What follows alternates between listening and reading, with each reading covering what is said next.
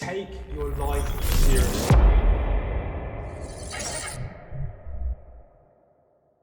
All right, ladies and gentlemen, welcome to another episode of the Beyond Limit podcast. And this is a special episode because we have our first ever guest. If you can't see him, I feel sorry for you because he is a phenomenally good-looking human being. He's a long-term friend of mine, fellow former Royal Marine Commando, physical training instructor, gym owner, local celebrity. His name is Ben Wadham. Ben, welcome to the show. Thank you for having me. I didn't realise I was your first guest. That is you are the first honour, guest, gentlemen. Yeah, so don't mess it up. If you mess it up, mate, and our viewers go down, if you want to subscribe, it's all on They're you. going to go up. I promise you they're going I hope that. If they can see you, it will go up. Yes, true. If they can see his essence face. I know.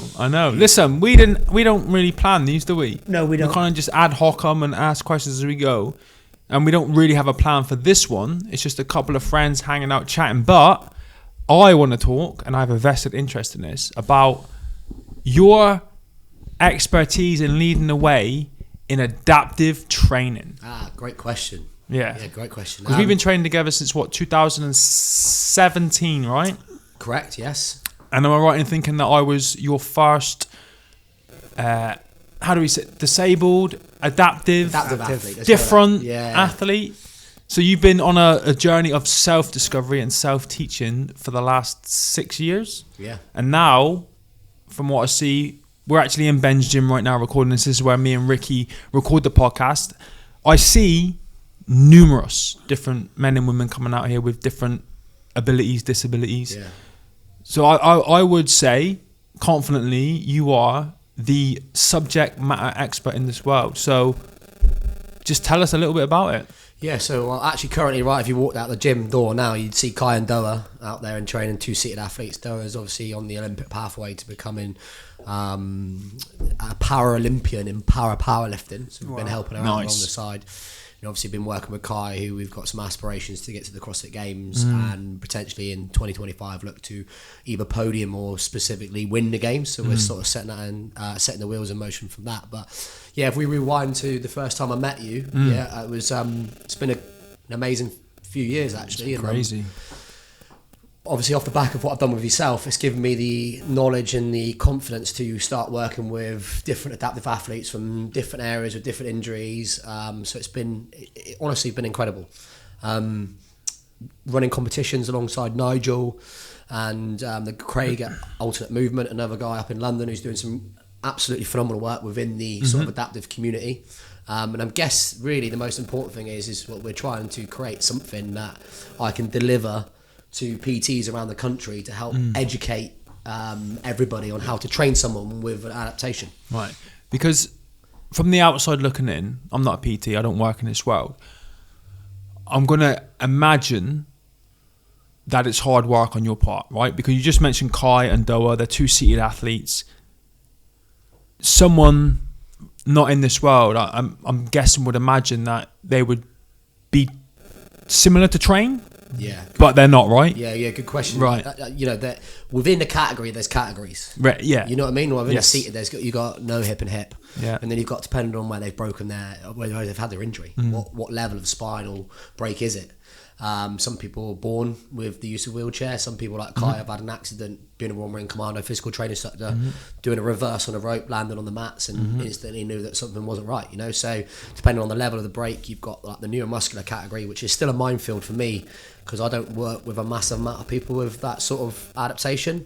Craig up in London, who works for Alt Movement, he's pretty bang on because his clientele has got quite demographically a lot of neuromuscular clients, which is cool. But yeah, you're right. The depth of it, even amputations is different, right? Because you've got Vinny, who's a dual leg amputee, but one on above and one below knee. Yeah, instantly changes everything you can do because he's got a knee to play with, but also a knee that needs to be preserved and looked after. Yeah. It's and I'm trying to put myself in a position of a PT, and I'm trying to be practical in my thinking. In that, if you've got bills to pay, you know, you're busy enough. If your main source of income is on that gym floor, earning one-on-ones with people, to train an adaptive athlete would be like a huge investment of time, which may not necessarily be that fruitful for you as a PT, which is probably why most PTs don't do it, right?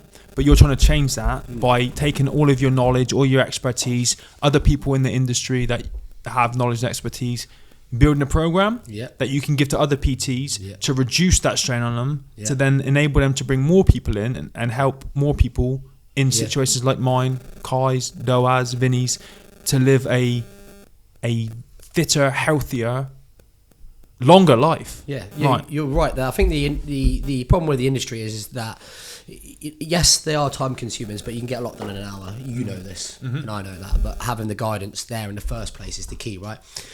There is a severe lack of education around adaptive training, and that's the fundamental problem with everything we've got here as we speak. Is because someone with a disability might not go to the gym because they're scared that no one knows what they're doing. A PT might not approach them because they're scared they don't know what they're doing.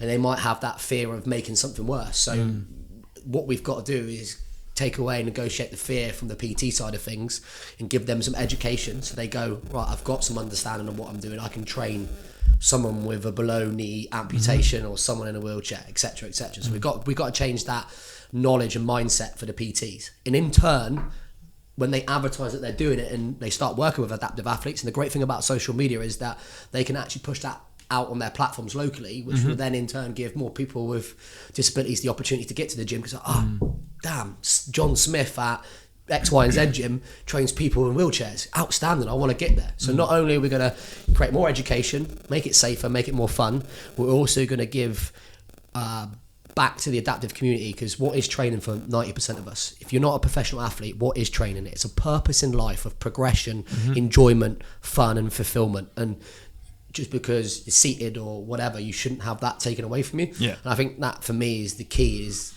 giving that purpose of what training is to myself. And 90% of the people I ever meet is just purpose, discipline, progression, enjoyment. Do you know what I mean? I think that's like across the board of what it does to most people. And I mean, whether you're able-bodied or disabled, the main thing with any form of training is it enables you to live a longer, healthier, more vibrant life, right? So like someone who's in a wheelchair, they're sat in that L shape the whole time. That's not going to be great on their internal organs. So they need to like move about more, get stronger, stretch out a bit more. For me, like I do these tests every 3 years, and I get DEXA scans and all this kind of stuff. And my bone density is increased because of my activity levels, because I train and everything. It's insane. The older I've gotten, the higher my bone density's got, which is mental when you think about it. So, you know, for anybody that's disabled, this is like, in my opinion, this is why I promote it so much. It's like the ultimate thing to do, right? If you want to live a longer, healthier life, get rid of those little aches and pains that come with certain disabilities. You know, I remember when I first got injured, I used to do things like desensitizing the end of my limbs. So I'd stand on my femurs, put weight through them, and try and deaden the nerve endings. And everyone told me that was wrong and you're going to injure yourself. And I used to train regularly, and everyone said, oh, you're overusing your one arm and you're going to get this, that, and the other wrong with you. Yet now, fast forward 16 years, desensitizing is like becoming this thing that it's like this magic thing that all these people are coming out of now. Like, oh, you should try this. I'm like, yeah, I've been doing it for 16 years. I told everyone about this and no one listened. Training as well. I find that when I train, and I don't mean like high intensity, I'm just talking about when we come in and do the strength and conditioning at a decent level, I feel stronger, I get less aches and pains, I sleep better, my health overall is better because I've been training. I don't have, you know, my arm is not in a worse situation now from having trained. It's in a better situation, you know, because I've trained. You know? When we look at like dominant arms, no one ever has a go at someone with two arms who are doing everything with their right hand and then end up right arm dominant and having problems in their right shoulder. Right. It's no different to everybody else, right? You know what I mean? So you, as a human being, you're inherently lazy and you're going to use one side anyway. Do you know what I mean? What we do is we strengthen it, we mobilise it, we activate the opposite side as much as we can to mimic the movements that we're doing. And like you say, you're not going to get any problems. And that goes for everybody, right? It goes for you in jiu-jitsu. You're inherently lazy because you'll roll from one side. This is the reason why we develop problems in on one side, because we are human beings. It's like when you brush your teeth, you do it with one hand the whole time.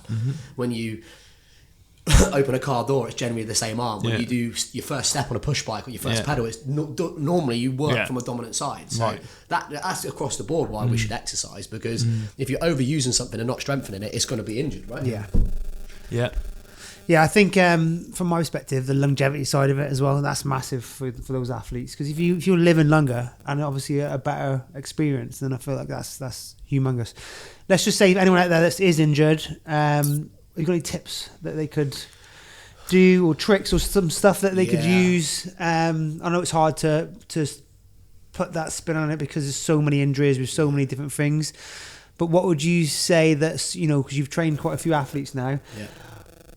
Probably not all of them. Is it the same as when you train some civilian, some other people? Is it the same as like some drop out, some have a better mentality? Is there any sort of tricks and stuff that you can use? I think if you come back from injury, I think the first thing you do, you need to find a decent coach. And when you approach a decent coach, you need to tell them the mechanism of the injury in the sport that you do. And if they don't understand that, that's not the right coach for you.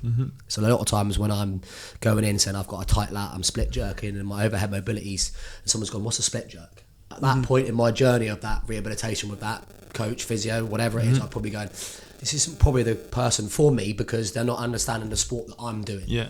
Do you know what I mean? You're going, I've got a lower back from jiu-jitsu, and I'm like, what side are you rolling on? Right, that makes sense. And then all of a sudden your coach is taking some understanding of the mechanism of why you're like that. Then you should hopefully know that they've got the understanding to be able to help unwind the tension or whatever it is. So the first thing is you've got to find the right coach. Okay. And that is, very important. You know what I mean? Especially from a rehabilitation standpoint, because you could waste a lot of time and effort with someone that doesn't really know what they're doing in that area. They might be great at bodybuilding and cutting and making you look great, but they might not be great at looking at how to activate your glutes, your knee over toe work if you've got running injuries or something like that. You've got to find someone that understands the sport that you do. Most good S&C coaches should do a sports analysis and be able to pick out key movements and parts from a sport and then go, this is the best sort of plan. On top of that, in terms of starting out, we get people dropping out all the time. That is something that I always say is that, people that drop out rely on motivation. They're the kind of people that one day they're happy, one day they're sad. It's okay to be happy and sad, but if you're doing something like exercise, you've got to commit to it, and you've got to stay, disciplined enough to think on the days that it's raining, it's 5:30 in the morning, I don't want to get up. But unfortunately, you know what I mean? If that's the time that you've got, you got to get up, get it done. And I think that's something that for every person I would be thinking about, is learning how to discipline yourself and build through that mental fortitude of being able to just go and do hard things, because it's hard, it's exercise. It doesn't get easier, it gets harder, because you get stronger, you get fitter, you do more reps, your heart rate goes higher, your bones get denser, so we can load more weight on it. Do you know what I mean? So great coach, find the right people, and then rely on discipline, not motivation. So if you had 5 people now listening to this, one is a triple amputee, one is in a wheelchair, one has got MS, one has had a stroke, and one has like a car accident. It's left them with, say nerve damage. I'm just trying to think of 5 different disabilities, right? What is the one thing that you could say to all 5 of them who are just about they're thinking about getting into some sort of health or fitness routine that they could do as a first step generically that would be a benefit to any of them, just to get someone on that first step? Don't be scared to make mistakes and do things that don't work. You've got to approach exercise with an open mind, because if you remember back to when we started, I had no idea what we could do and couldn't do, so we had a whiteboard with every single exercise on it. In the first couple of weeks, we just, can you do this? No. In fact, actually, I think initially we crossed deadlift off the list, but we come back to it later on with the hex bar. 130 kilograms later. Do you know what I mean? So we've come back to that. So don't be scared to put things to bed, move on, try new things, and if you can find a good coach that knows what they're talking about, put your trust in them. You know what I mean? Because most PTs and coaches are people that want to help. That's why you do what you do. Because am I going to be a millionaire from PTing? Chances are not. No. Maybe if I get an OnlyFans account just on the side of it, and then I might make it. You know what I mean? Yeah. But what I'm saying is, most people don't start out to be a PT to be a multi-millionaire. No, it's most people, passion. yeah, exactly, and love and passion. So just find the right people with the right passion. Even if they don't know, if they've got passion and they're willing to understand and have a conversation with you, trust them. Yeah. Because you're going to make mistakes. You're going to do wrong exercises. You're going to do stuff that doesn't work. But just try and let go of that fear of the unknown, because even for someone who's never exercised their whole life, going to a gym is still the fear of the unknown. Relevant if they're Doris, 57 years old, who's just never done exercise her whole life, or Mark on former Royal Marine Commando, triple amputee. Do you know what I mean? So that initial step through the door is the same problem. Yeah. Just get in and give it a go. You'll be surprised at where exercise may take you. Got it.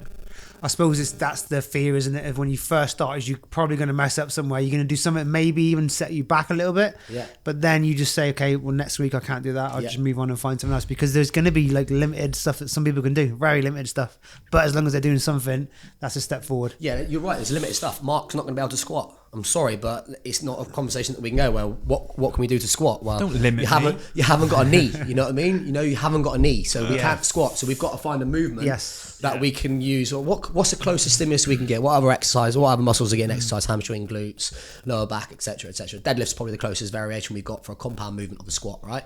Maybe some banded glute march to get the glutes firing off, and some dead bugs will work the quad a little bit with the banded ones. You remember those ones we do against the rig? We've got the band going. That's going to work the muscle of the front of the leg, perhaps. But you're right. Don't be scared. Make mistakes. Yeah. Put the exercise to bed. You may even come back to it 6 months later and go, I'm strong enough to do that now. Yeah, that's awesome advice. I think as a disabled athlete, what I would say is that to look at it as it's an exciting journey. Yeah. Like, just to play around with stuff and figure out what your body is capable of doing and how far you can take it. Maybe it's not something to be shied away from. I don't think it's something to be embraced and just, I find it exciting. Like when we do all this, the jits as well. Yeah. I find all that exciting, like adapting techniques and where's my advantage in this situation? Do you know what I mean? Where I've got no legs, how does that benefit me when I'm training? I thought initially when I started training, I would never have to run again. I thought that was a benefit, but you messed that up for me, didn't you, Ben? But you're right there, though. The benefits of training are massive. Yeah. And the problem is with a lot of people who get injured, they get left at the end of their sort of rehabilitation journey where they can go back to normal life. Like, you can function as a human being and cook dinner, but that's not what life's about, right?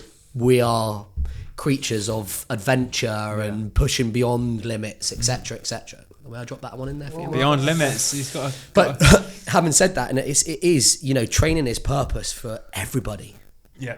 I don't care who you are. You know what I mean? Once you get your teeth stuck into some training and you feel the progressions and you understand what your body's capable of, or more than what you ever imagined, you look at the demographic of my gym, like over 70% of our members are female. Okay. And they're banging out strict pull-ups, muscle-ups, deadlifting 100 kilos plus. It's inspirational, right? Because 20 years ago, most females would have been sat doing legs, bums and tums or on a cross trainer. Yeah. But the whole perception of training and what people are physically capable of is massively changed, and it's female, male, amputee, whatever. I think that you need to at least give yourself the opportunity to understand how good and great you can be in whatever you do. I'm just conscious of time today. I know you're a busy man, mate. I've got one more. Go on, go just for a quick one to wrap it up with. Over your time of training adapted athletes, what is the one thing that stands out that you have learned about training with all these different adaptive athletes? Great question. And I'll answer that quite simply, is having the conversation with the athlete, which things work or don't work. As much as I want to think I know everything, I'm not an adaptive athlete. So I might vision something and then implement it. Right. And I might walk away from a session and go, that was great. But you need to, as a coach, ask and speak to your athletes and be willing to sometimes maybe have what was an awkward conversation 10 years ago of how did you end up in a wheelchair? Do you know what I mean? Because it might have offended someone. But now, actually, as a coaching standpoint, I need to know this information so I can best put the right practice in place and be expected of feedback from your athlete. Because remember, no matter what I do, I'm not an adaptive athlete. I'm trying my best. I'm trying to educate myself. I'm trying to learn. And I still make mistakes. So I think asking the athlete and being willing to accept the feedback from the athlete is one of the key things, I think, and start on that journey and be willing to ask the questions. All right, well, here's some feedback to finish off. I don't like doing pull-ups, so we can knock that out of my program. Ben, thank you so much for being our first ever guest on the Beyond Limits podcast. Some super informative content there. We'll wrap it up there, shall we? We'll wrap it up there, yeah. But if you've got any more, we'll get Ben on again, because that was really, it was loads of knowledge in there. So if you've got any questions for Ben in the future, let us know. Yes. When we get him on next, we can answer those questions. All right, thank you guys. Cheers, buddy.